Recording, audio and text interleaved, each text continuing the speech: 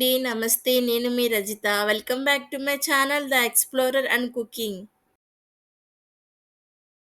Fry piece biryani అనేది ఒక్కొక్క ప్రాంతంలో ఒక్కో రకంగా చేస్తూ ఉంటారు. ఈరోజైతే నేను తందూరి ఫ్రై పీస్ బిర్యానీ చేయబోతున్నాను. మన ఇంటికి ఎవరైనా గెస్ట్‌లు, రిలేటివ్స్ వచ్చినప్పుడు చక్కగా ఈ రెసిపీ చేయొచ్చు. ఈజీగా అయిపోతుంది. అలాగే యూనిక్ టేస్ట్ వస్తుంది బిర్యానీ అనేది. తప్పకుండా ట్రై చేయండి. మరెందుకు ఆలస్యం? రెసిపీ ఎలా చేయాలో చూసేద్దాం. ఒక గిన్నె పెట్టుకొని దాంట్లో 4 స్పూన్స్ నెయ్యి వేసుకోవాలి.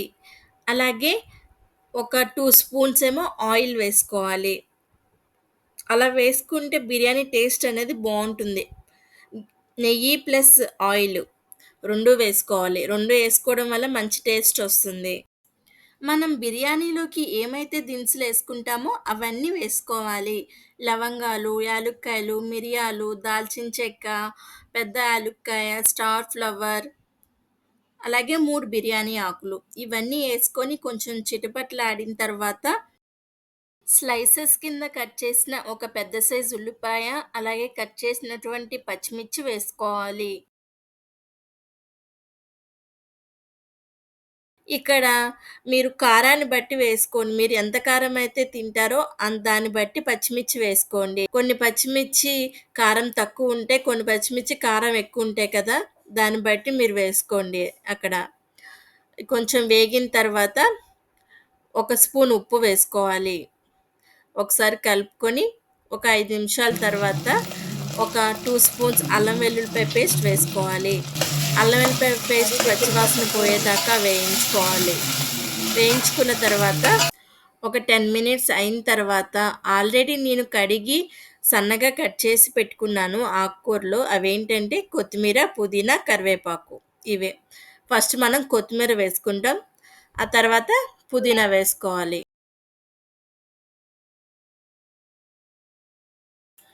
5 మినిట్స్ అలా వేగిన తర్వాత 2 స్పూన్స్ బిర్యానీ మసాలా వేసుకోవాలి.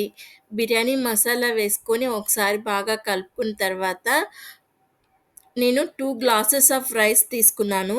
అందుకే నేను 4 గ్లాసెస్ ఆఫ్ వాటర్ ఏస్తున్నాను.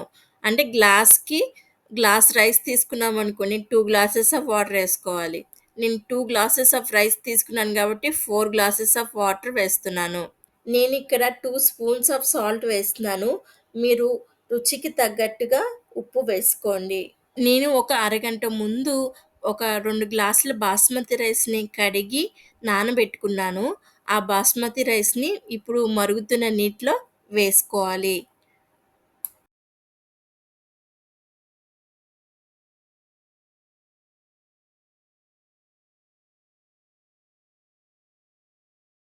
ఒకసారి బాగా కలుపుకున్న తర్వాత మూత పెట్టి పావుగంట సేపు ఉడికించుకోవాలి రైస్ అనేది.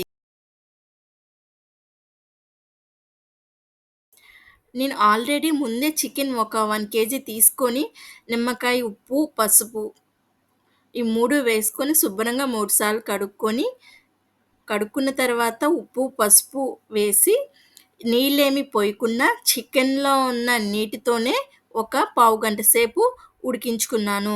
నీళ్ళన్నీ ఇంకిపోయే వరకు ఉడికించుకొని స్టవ్ ఆపేసాను. ఇంకొక గిన్నె పెట్టుకొని దాంట్లో ఒక 2 స్పూన్స్ గ్రౌండ్‌నట్ ఆయిల్, అలాగే 2 స్పూన్స్ నెయ్యి. ఈ 2 వేసుకోవడం వల్ల మంచి టేస్ట్ అనేది వస్తుంది చికెన్‌కి. ఇప్పుడు కొంచెం వేడెక్కిన తర్వాత సన్నగా కట్ చేసినటువంటి ఒక పెద్ద సైజు ఉల్లిపాయ వేసుకోవాలి. అలాగే స్లైసెస్ కింద కట్ చేసినటువంటి 3 పచ్చిమిర్చి వేసుకోవాలి. ఇప్పుడు ఒక స్పూన్ ఉప్పు వేసుకొని కొంచెం వేగిన తర్వాత దీంట్లోనే ఒక 2 స్పూన్స్ అల్లం వెల్లిపాయ పేస్ట్ వేసుకోవాలి.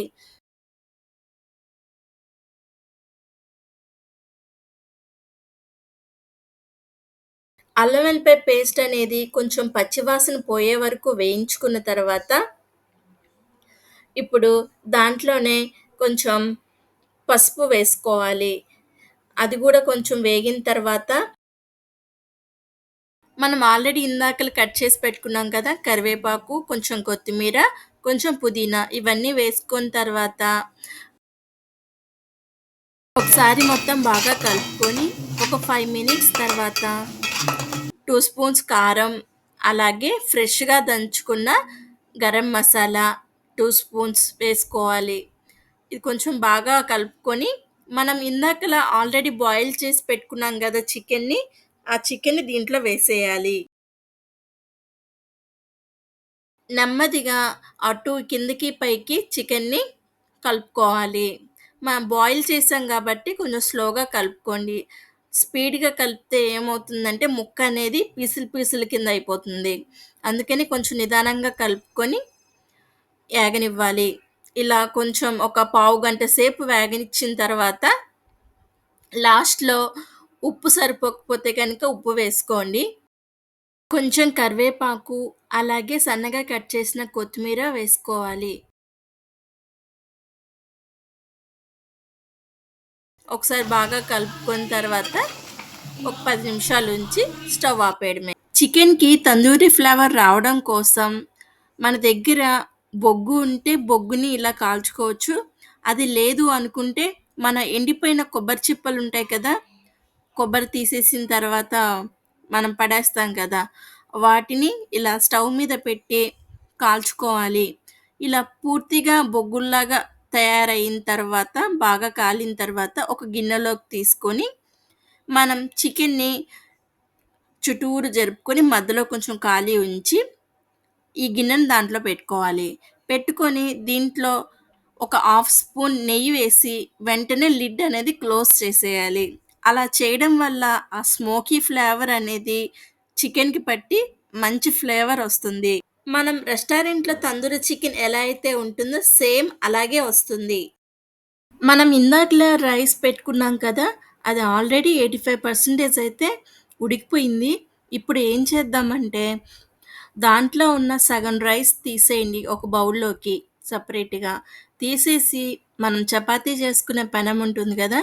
అది పెట్టి మనం దమ్ ఎలా అయితే చేస్తామో చికెన్ బిర్యానీకి సేమ్ అదే ప్రొసీజర్‌లో పెనం మీద గిన్నె పెట్టేసి, ఇప్పుడు ఇందాకలా మనం ఫ్రై చేసి పెట్టుకున్నాం గదా! ఆ ఫ్రైని సగం పీసెస్ ఒక లేయర్ కింద వేసుకోండి. ఆ తర్వాత మనం బౌల్‌లోకి తీసుకున్నాం గదా! హాఫ్ పాట్ రైస్ దాన్ని గూడా ఒక లేయర్ కింద వేసేయండి. పైన ఇంకొన్ని చికెన్ పీసెస్ ఉన్నాయి కదా! అవి కూడా వేసేసుకొని పూర్తిగా మనం బాయిల్ చేసి పెట్టుకున్న 2 ఎగ్స్‌ని అలా మధ్యలో పెట్టుకొని, పైన గార్నిష్ కోసం కొత్తిమీర వేసి, మూత గట్టిగా పెట్టేసి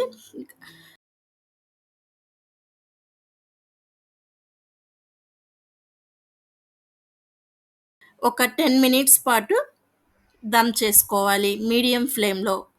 చేసుకున్న తర్వాత స్టవ్ ఆపేసి సర్వింగ్ ప్లేట్‌లోకి తీసుకోవడమే. 10 మినిట్స్ అయిన తర్వాత స్టవ్ ఆపేసి ప్లేట్‌లోకి సర్వ్ చేసుకోవడమే. అంతే చాలా ఈజీగా చేసుకోవచ్చు. అలాగే ఎప్పుడూ చేసుకునే విధంగా కాకుండా ఒకసారి ఇలా తందూరి ఫ్లేవర్‌తో ట్రై చేయండి. టేస్ట్ అయితే చాలా బావుంది.